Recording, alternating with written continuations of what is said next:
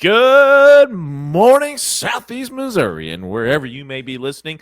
This is the Retirement Playbook, brought to you now by Alspaugh Wealth Management. Yes, that's right, Alspaugh Wealth Management. We are the retirement people still. We're still here doing everything we've always done, which is help people retire. Yes. And as always, we are joined by my co-host, Mr. Tony Shore.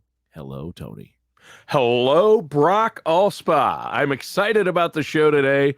Great to be here with you, Mr. Alspaugh, and loving the new look for our viewers on YouTube. They can see the new design, the new logo. It's awesome. Alspaugh Wealth Management and the Retirement Playbook. I love that color of blue. Very cool. Very Thank you. cool. Thank you. Yes, thank you. In fact, folks, if you're listening on the radio, I would highly encourage you to do that. Go to our YouTube page, Alspaugh Wealth Management. You can also go to our website. Not quite fully functioning yet, but you can request an appointment with me if you'd like. It's alspaughwealthmanagement.com is the website. But go to YouTube and search Alspaugh Wealth Management. You'll see all of our shows on there, and you'll see some short things that if you just kind of want to watch a couple minutes on a specific topic, you can do that. So it's kind of fun, right, to follow along and see people talk at the same, at the time that they're doing it. So yeah, check it out. YouTube, it's Alspaugh Wealth Management. And then also, again, going back to our website, it is going to be fully functioning here anytime, I would hope, maybe in the next week or two. But again, if you need help in your life, if you're saying, hey, this is the first of the year, by the way, Happy New Year, everybody. Hope you had a wonderful holiday season. But if you need help in your life and saying, hey, I know I'm doing a few things right, I might be doing a few things wrong, but how do I know exactly if I'm on track for my goals and objectives? Because it's the process, folks. It's always the process, which is the most important thing. Give us a call at Alspaugh Wealth Management, 573-332-7855 to schedule your meeting with me today. All right, Tony. I'm assuming you had a wonderful, by the way, holiday season. I really did. I had a great Christmas and a great New Year. Love spending time with the family. I took that week off between Christmas and New Year, and just all the kids were home. We had a great time. The whole family was together, and that's what I love. I love that. That's what I love about the holidays. But, it can be hectic for some, and it's good to be kicking off 2024, and it's good to kick off the year strong, which I think ties into what we're talking about today. You want to make sure that you have a plan in place, that you're ready for the new year. And I'm ready. How about you, Brock? Are you ready? Tony, if I was any more ready for 2024, I wouldn't know what to do. I mean, I'm being serious. Look, we are super, and I feel like most people can hear this, see this in our advertising that we're doing, and then also just in the my inflection of my voice. I'm super excited. Okay, and it's a really timely topic that we're talking about today because we're energized. We've looked at every aspect of our business. Inside of, how do we help people the best way possible? We're always looking at that. How can we improve? How can Right. we get better? And I would challenge everybody listening to this, do the same thing in your life. Challenge yourself. Are what you're doing every day, is it helping you accomplish your goals? Okay. Is it something that, you're looking at your fitness goals, your financial goals, your life goals, emotional goals? Look at it, everything that you're doing, and is what you're doing right now helping you? And if it's not, stop doing it. Okay. Right. And do things that will help you get there. Sitting on the couch and eating Fritos is probably not a best way to accomplish your financial goal or fitness goals. Same kind of thing. It's like, well, I'm not going to put any money in my 401k this year. Well, why not? Okay. So I really would encourage people to look at that. Now, part of looking at that is if you're already retired, is ask yourself this question, and that's the topic of today's show. Is it time to get back to work or to go back to work? Okay. And I know you might be thinking, well, why would you ask that? I retired. I was done working, and why would I want to go back to work?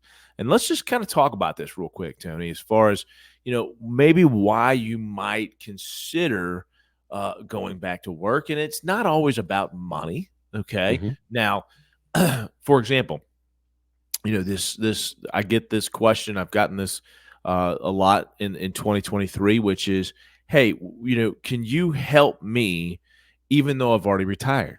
And the answer is absolutely yes. Now, there are certain situations and circumstances that I may not be able to. So here's one example is that, you retire and you have this 401k that, for example, that you had at work, you roll it over to an IRA and you manage it yourself, and everything's great for the first 5 to 6, 7 years. And all of a sudden you're realizing, oops, I might be spending too much money. Now somebody help bail me out. Okay. Right. And it kind of goes along the old saying, we can't get blood out of a turnip. It's too late, folks. Or Sometimes from a stone. Yeah. from a stone. A lot of times it's like, okay, we probably should have done this from the beginning when we retired.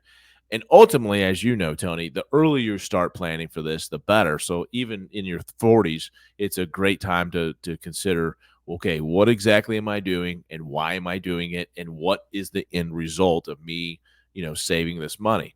And so again, encouraging people to look at, even no matter what phase you are in of your life and as it pertains to retirement, is to look at what you're doing and are you doing the right things for your particular situation.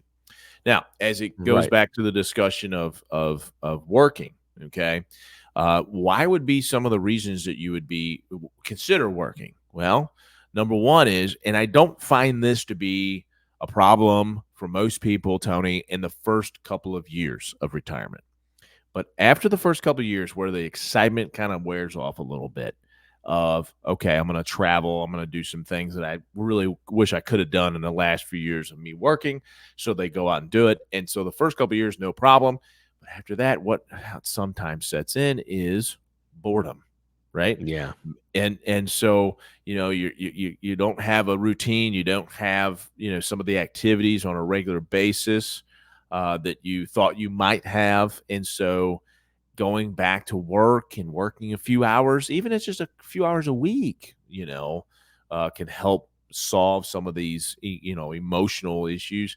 While you were Right. building your career, Tony, you were on the lab job 40 hours a week, Right. and so you did that for 3 and 4 and 5 decades.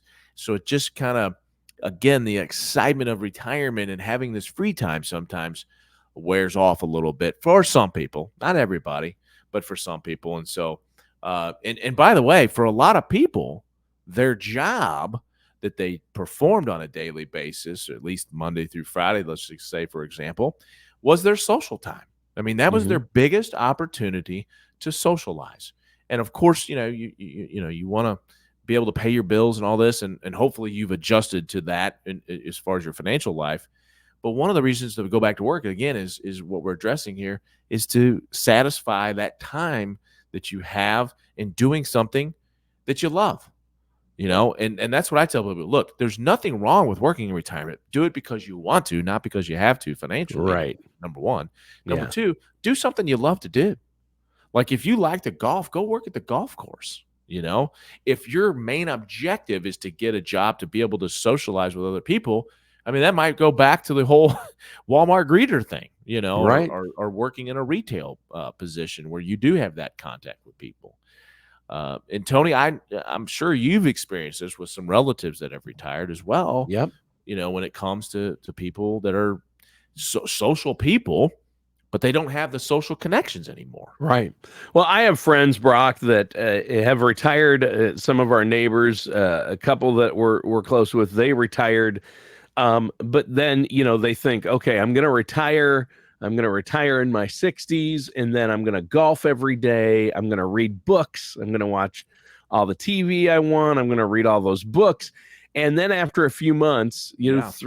about 6 months, they hit a wall. And I'm sure you've seen this with clients after they retire, because they don't have a purpose. Right. And if you don't have a purpose, a reason to get up every morning, that can affect your health and your longevity too. So It's a great point. a lot of people at that point say, hey, I'd like to go back to work. I'm bored now. Yes. Some people, it takes them a year, maybe two, but a lot of people end up going back and getting a job, but there are pros and cons to going back to work in retirement. And I think a big pro is having a purpose, isn't it? It is having a purpose and considering, I mean, let's face it, it does help financially too. If you can reduce the Well, amount of sure. withdrawals that you're taking out of your accounts and, Yeah. use that to supplement it, it definitely helps. But Tony, I'm going to refer to a little article here by U.S. News and World Report. It's titled All right. How to Unretire, and it offers up some great, interesting information that I think would help. And the first thing is, these are some great questions, by the way, is thinking about unretiring and the things you should consider. Here's some questions you might want to ask yourself. Okay. Number one, why do you want to go back to work? What's the main reason? Yeah. What's the main reason? So I do trainings, Tony. You've seen me do a couple of these things. Yep. And when I walk into a room of advisors, and I'm we're talking about, hey, how do we build our businesses, and what do we base this all off of, and then help them answer questions. And the first question I always ask, what is your why? Why are you in this business? Why are you doing what you're doing? Okay. So if you can start there and build out, I think it's a wonderful thing to do.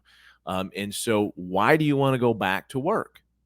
Truly answer that. Is it for the social aspects? Is it because of the money? Is it because of whatever the reason may be? And then suggesting what you said, Tony, which is, okay, now we look at the pros and cons of doing this. And if the pros outweigh the cons, then do it. If they don't, then don't. Another question you might want to think about is thoroughly factoring your home life and budget. Just because, well, let me back up. I'm not going to say just because. I'm going to say, why are you bored? Right? So if that's one of the reasons, is it, are you, what have you talked to your spouse about this, for example? Okay. If you've got a spouse, you're bored, she or he isn't, there may be some disconnect there. Yeah. And so thoroughly factoring your home life and your budget, right? Your budget saying, okay, what is my budget? Not from a financial perspective, but from a time perspective. You got to budget your time. And so do you have time? And then I'd take that a step further and say, okay, if I do have time, what days and part of the days am I willing to give up to go work and make a few bucks and socialize and those kinds of things, right? The third thing is researching available jobs. There may not be a job available that you would want to do. So now are you forcing yourself to do something because I'm a little bit bored, or maybe I need a few more bucks, or whatever the reason is, and now I'm going to force myself to work into a job that I really don't want that's available. Does that make sense? Yeah. So it's like, whoa, wait a minute, time out. Maybe we need to hold off on this and wait till something is available that you would want to do, not that you would need to do. Okay, makes sense. Last one there is factoring the impact of your Social Security. Okay, if you decide that, wow, this working thing at a different job, in a different capacity, and in a downsized fashion, I like this. I like this. I didn't think I would, but I do. And you do it a little bit more than you planned. Be careful. That could affect your Social Security benefit. If you're not full retirement age, okay? So let's say you retired at 62, you started collecting Social Security, you're not your full retirement age yet. You work, if you make too much money, they could withhold some of your benefit. So be careful. Working in retirement, not a bad idea. Just try to stay within the limits that it doesn't affect your Social Security. Okay? Yeah. That's always my advice. Look, if you're going to take Social Security and you're going to work, just make sure you don't make more than the allowed amount. That's it. And I think it's right around 17,000. I get the exact number, but right around 17,000 is how much you can make. Here, I got it right here, Tony. I'm going to hold on 1 second. Okay. I know you're dying to find out what this answer is. Well, Social Security is the foundation of your retirement income, so you got to be careful with that. And there are so many rules. I'm glad you're looking this up because, for our listeners out there, a lot of them don't take that into consideration when they draw Social Security early, like at age 62 or any time before their full retirement age, which for most of our listeners out there now, it's between 66 and 67 years of age, right? That's correct. Yeah. 67 being the most popular right now, Yeah. but you're right. Some of the people, if you're born after 1960 or after, your full retirement age is 67. All right. So there you go. There's the information. Now, going back to the information I wanted to look up, Tony, my wife and I joke about this. If you think about something that happened in your life, you go, oh, yeah, that happened like 2 or 3 years ago. It probably happened like 5 or 6 years ago. Yeah. I've This noticed that too. Yeah. Yeah, oh, yeah. Yeah. So this is the same thing. I said around 17,000 and actually has gone up quite a bit in the last few years. It's actually in 2024, it's going to $22,320. So you Okay. can make that much money before it affects your Social Security. Yeah. So again, And if you're that's going to not work, that much though still. I yeah, that's mean, true. That's a good yeah. point. Yeah. Yep. Yeah. I mean it's not little, but it's not a lot. It's not like you're making 50 grand. I mean, if you go back to work full time, then you're going to be in real trouble unless you're already 67 and full retirement age. Right, Right? right. And Yeah. and and again, I mean, if you want to work in retirement, the key word want. And if you have discussed this and you've answered these 3 or 4 different questions that you decide, okay, this does make sense for me, it can be a significant impact on your financial situation. Okay. Yeah. If you're making, like you said, even 20, which again, we've both, you mentioned, Tony, that, that doesn't go as far as you used to for sure because of where prices have gone. Right. I mean, the prices for gas and food alone. I mean, these are things that you have to have, you have to eat Right. as a human being. And so these things have gone up significantly. And if you draw up a financial plan and you consider 3% inflation, and all of a sudden it goes to 9, and you're going, okay, my dollar isn't making it as far, then again, it can be a great idea is to shore up your financial situation to supplement your Social Security and your withdrawals from your retirement accounts. So we say, okay, now, instead of taking $40,000 out of my portfolio, I'm going to make 20,000. Now all I have to do is take 20,000 out of my portfolio. So half of what I was taking, man, Tony, that can go a long way to making sure that your retirement dollars last the rest of your life. That's for Right. sure. Yep. Yeah. Yeah. I mean, that's huge. Obviously, that's important. And I just think that, these decisions you make during retirement can affect a lot of things. You need to work with a financial professional like yourself, right? It does, always working. Take the example I had earlier. Somebody retires, they take Social Security, they supplement the Social Security with just withdrawals.